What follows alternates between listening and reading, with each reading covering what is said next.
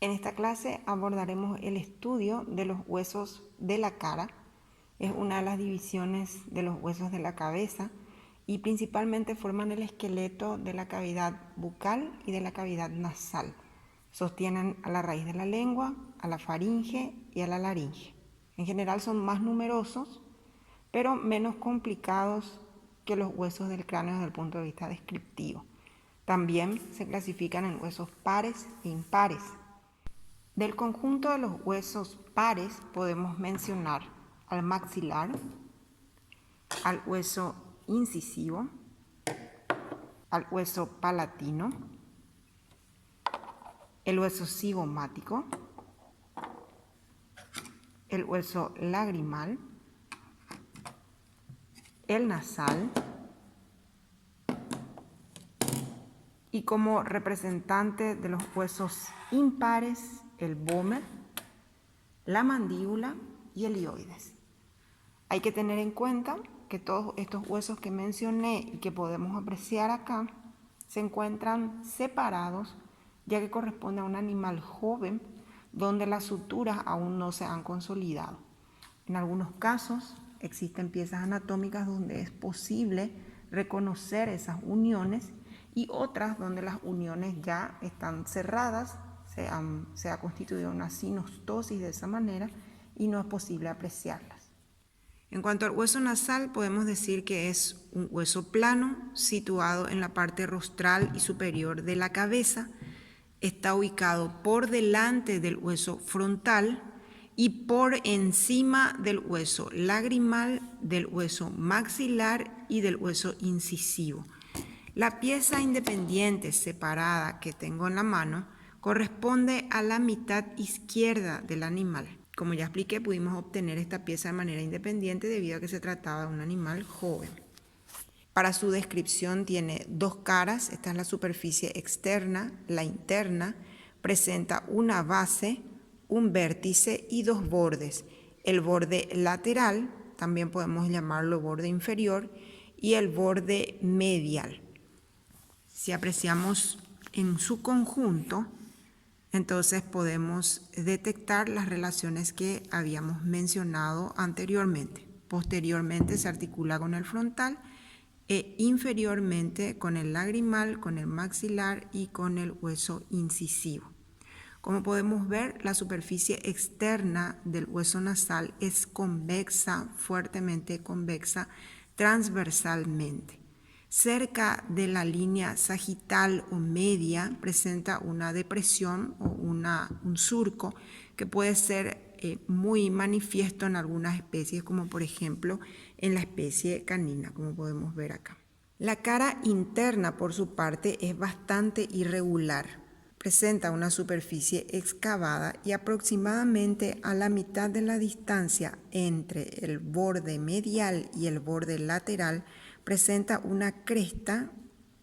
Esta cresta presta inserción al cornete dorsal y se denomina cresta etmoidal. El borde lateral es delgado y es irregular. Se une con el lagrimal, con el maxilar y con la apófisis nasal del hueso incisivo. Rostralmente forma una profunda escotadura que se conoce con el nombre de escotadura nasoincisiva o nasomaxilar. Esta escotadura también está presente en la especie bovina y es importante remarcar que este borde lateral en el caso de la especie bovina es más corto y es paralelo al borde medial, pero sobre todo se mantiene la unión fibrosa entre el maxilar y entre el lagrimal.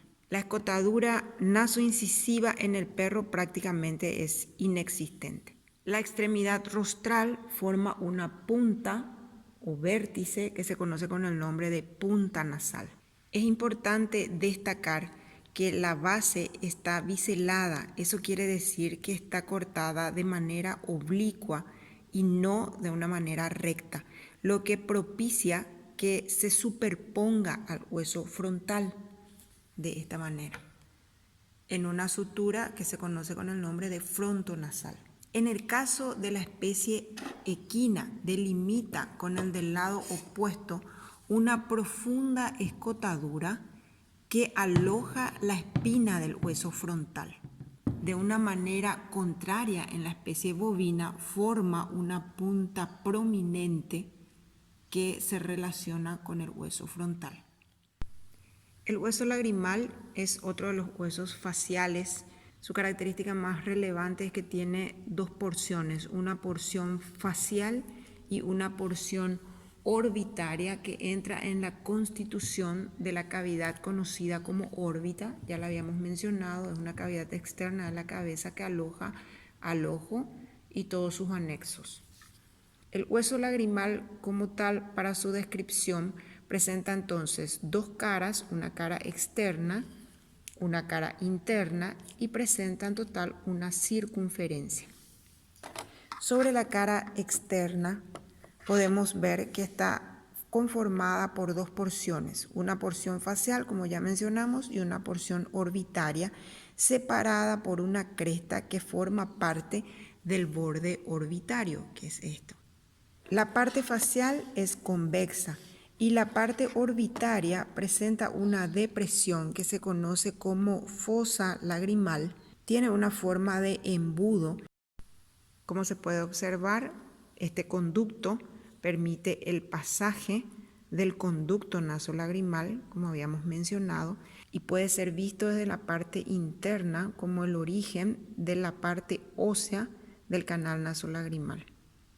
La cara interna, además, podemos mencionar que es bastante excavada e irregular. La circunferencia presenta un borde bastante dentado, se articula con el frontal, con el nasal, la parte rostral e inferior con el maxilar y con el cigomático y posteriormente con la parte orbitaria del hueso frontal. La superficie externa presenta un tubérculo que a veces es bastante prominente, se conoce con el nombre de tubérculo lagrimal. Desde el punto de vista comparado, en la especie canina el hueso lagrimal está bastante reducido.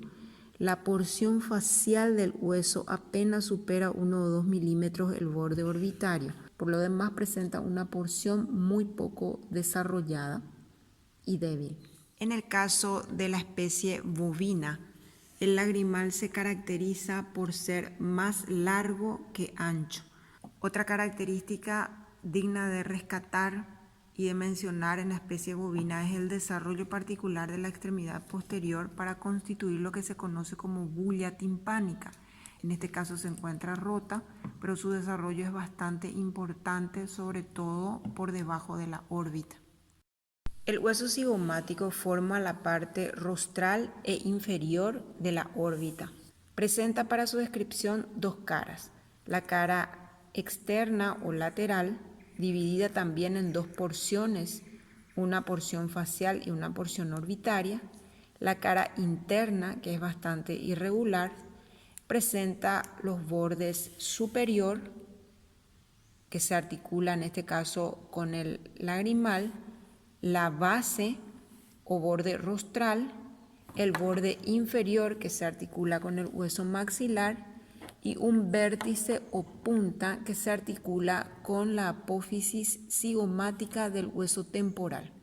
Sobre la cara lateral podemos decir que está separada en dos porciones, facial orbitaria como habíamos mencionado, por la cresta que forma parte del reborde orbitario.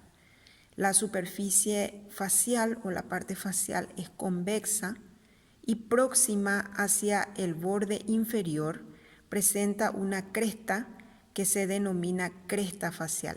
Esta cresta se continúa hacia adelante sobre el hueso maxilar, también recibe la misma denominación, y se prolonga hacia atrás sobre la apófisis cigomática del hueso temporal.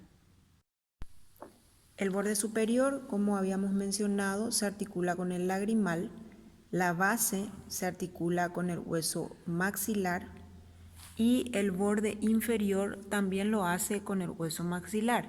En relación al vértice, podemos decir que presenta una disposición o un corte de manera biselada, es una punta biselada, que se articula con la apófisis cigomática del hueso temporal.